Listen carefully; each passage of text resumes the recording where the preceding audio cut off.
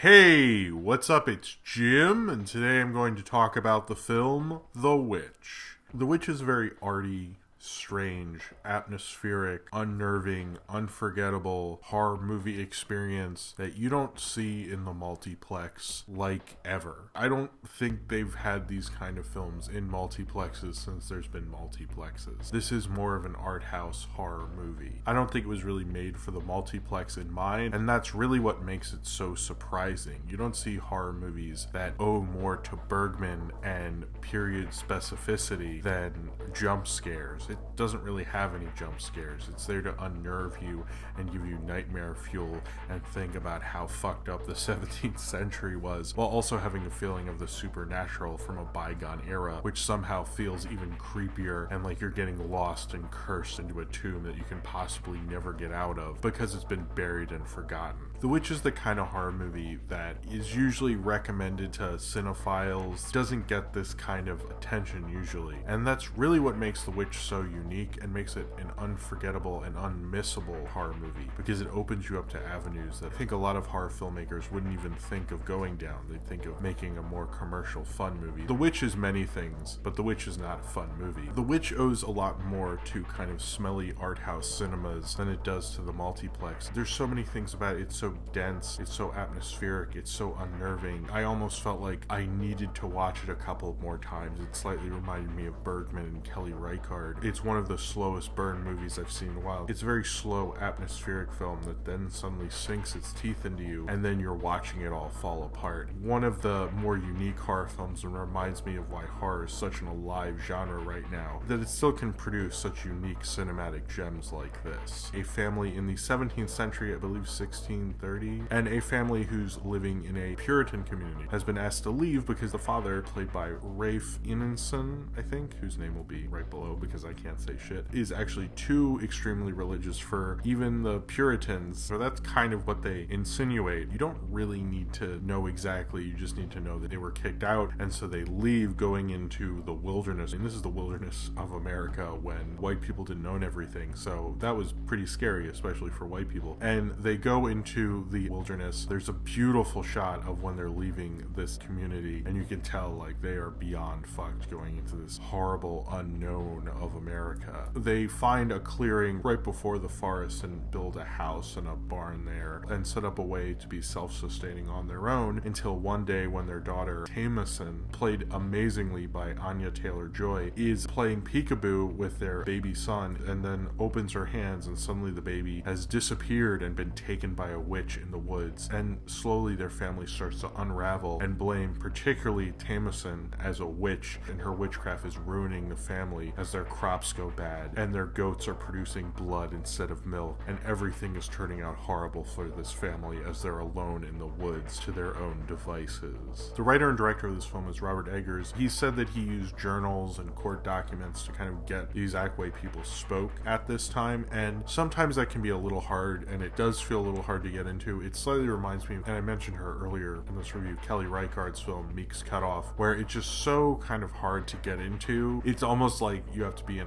kind of more advanced moviegoer almost to really get into it. I can understand being completely turned off and going like, what the fuck is this? They try to speak like they spoke in the 17th century. So it does have this feeling of authenticity to it, and it does feel like you're seeing something at the time, but very early on, and this is not giving anything away since it happens so early in the film, they show that there is a witch, like very early on in the film. So the whole idea that when you hear of a film like this, that maybe there's not a witch, maybe it's kind of a descent into madness thing, maybe in the end you find out nobody's a witch and they all killed each other and some shit like that. The Witch isn't like that. The Witch is a movie that believes in the supernatural, believes in the ideas of the supernatural of this time period, but also does the descent into madness thing. It kind of fuels into both of them, which is an interesting marriage of the two. Almost like slightly the predictable sense, but it takes it in so many unpredictable ways, you'll kind of forget about all that crap. And sometimes you'll think, well, maybe that was like a dream, that witch, or at least I was thinking, like, what was that exactly? Shows you how people viewed the devil and evil at that time, and they really believe like the devil would dance with you. I'm assuming they actually thought the devil had way less to do. Maybe he was less busy then or something. This whole idea that like evil was around every corner, and it does feel like you're reading an old book that no one's read in the library in centuries, and you're learning about these evil things things. You almost get spooked out, like evil spirits are there that no one's thought about in all this time. It feels like that throughout this film, making it very scary. But since it's told in a 17th century way, even though this film is like 90 minutes, it almost feels like you're so entrenched in this world. I almost felt like I was there for longer. Also, it's very slow. It's kind of artier way of telling it. You get so enriched in it. It doesn't feel like a short horror movie, even though technically it is. I don't think I'm as pro this movie as a lot of people are. I still like The Witch quite a lot, and I like the experience I had with it. And afterwards I thought, like, I'd actually really like to see that again, because some of the shots are just breathtaking. Some of the ideas it has going on in it, particularly I loved the idea they basically blame the young daughter for becoming a woman. I think is an interesting interpretation, particularly of why people blamed other people of being witches. A lot of anti-feminism. This film doesn't bring up, particularly when you talk about like the witch trials and a lot of people who were blamed of witches, is a lot of that stuff was going on in England for like a really, really long time before they came to America. And even, I believe, when America had started, they were still doing it. The slaughter in America is always the one that's more publicized, but the one in England was far more horrific. A lot of that was anti-feminist and anti, like, any woman speaking up whatsoever. And the fact that Tamison is a lot more rebellious, becoming a young woman, is probably going to be taken away, is viewed as more of a threat than a person, very much plays into that. And it's interesting. It's mainly through her perspective, but I think through her perspective is pretty much how we're viewing the film. Viewing it through her perspective, it's viewed as very hostile. Not only is this film cold and slow, it's hostile as well. I'm surprised they'd give this such a wide release, because the audience, it seemed to be divided. Some people are like, that's a masterpiece, it's amazing. And literally when the movie ended, this guy went, what the fuck was that? I don't think this is honestly a film that should be playing in multiplexes. I think probably it should have done a bigger art house release. It's really not made for that horror crowd. I can't imagine seeing this movie on a Friday night. It's probably going to be a horrible film going experience, but I'm not as crazy about it. On my first viewing, I still really liked it. I'm not going to be a negative person about it, because I still think what this does with the horror genre, what this has done in horror in the multiplex, is something that I just absolutely love, and I think that's amazing. As a movie, I'm not as in love with it, but I still think it's quite an accomplishment in itself. The acting, most of which is done by younger actors, is incredible, particularly Anya Taylor-Joy, who has these amazing eyes that are just like very big, but the way they express emotion is just so key to understanding this film. And even the two adults, her parents in this film, Rafe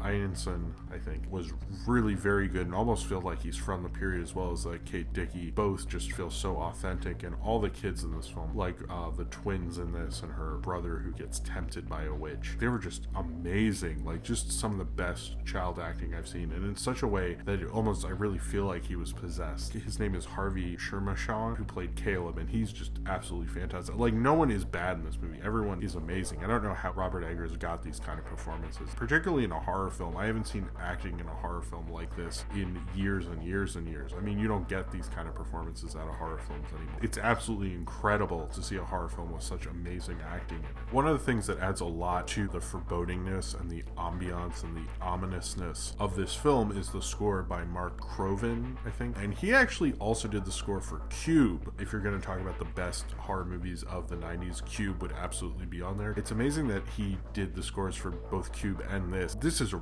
very good score. There's certain scenes where I was like, this is almost all score that's building the tension and building the scares throughout this part. And a lot of credit goes to that score. Sometimes overscoring can not help a film and kind of cheese it up and overemphasize things, but the subtlety of this film, how slow it moves and how 17th century it is, he kind of updates it in a way, but makes it even more terrifying and creepy, especially because what it does for the film. The Witch is definitely one of the horror masterpieces of this era, and a horror film that people are going to discuss the simple filmmaking of for a long time. Just the fact that it brings kind of more Bergman sense to horror. Who is even thinking of doing something like that? And the fact that this is being brought to general audiences. I know a lot of people are going to hate it, but I also know there's some kid who's going to see this and have his mind fucking blown. Just be like, what the fuck is this? Like, oh my god, this is so weird. It feels like such a strange, unnerving film. It feels like a film I'd recommend to people who don't go to the movies ever. There's something about this film that I can't even quantify. I can't intellectualize. I can't even think about really, because it feels simple in some ways, but it feels like I almost didn't fully get it on a first viewing. It feels like a film I need to watch a bunch of times, and that's something I don't say about a lot of horror films. A lot of multiplex horror films in particular are almost like cheap beer, and The Witch comes along as like a finely aged whiskey that most people, if they drank it, they go, bah, I can't deal with this. The Witch is there with this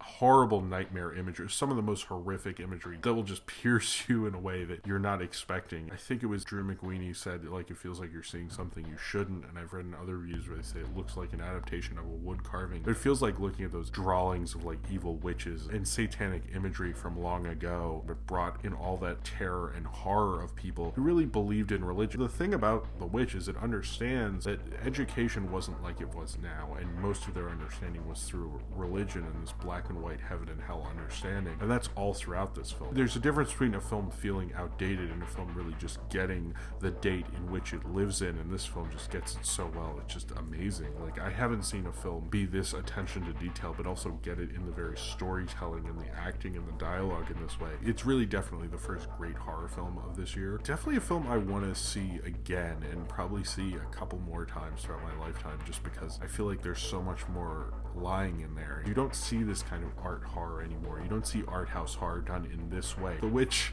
it just like doesn't even care about being commercial. It just cares about getting the 17th century. It's so into that, it just kind of doesn't care about anything else, and I think that's one of the greatest things about The Witch, is just it loves being itself so much it's not even considering anything else. And for a genre that's very conservative in what's trying to do and adhering to the various rules of that genre, The Witch is kind of a revelation and all that. The Witch is atmospheric in a way that's atmosphere done absolutely perfectly. It slightly reminds me of The Shining. It slightly reminds me of other creepy ghost stories and such, but in a lot of ways it doesn't. It feels wholly unique in what it's trying to do. A unique, beautiful horror movie in a way that we don't get so much anymore. It also creeps you out and wants you to close that old library book you found in the back of the library with creepy drawings in it and run away and not think about ever again, because you're afraid those ghosts will come after you. So if you have seen The Witch and you would like to talk about it, then comment below in the comments and subscribe if you would like to.